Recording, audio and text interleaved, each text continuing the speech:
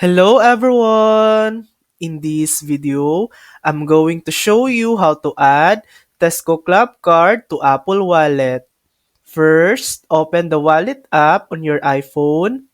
Tap on the plus icon in the top right corner and choose debit or credit card. Tap Continue.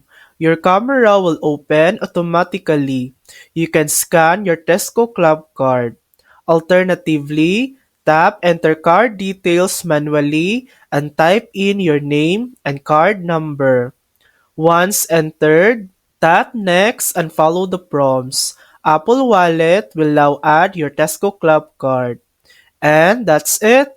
Now you can use your Tesco Club card directly from Apple Wallet whenever you shop. And that's how to add Tesco Club card to Apple Wallet. Thanks for watching!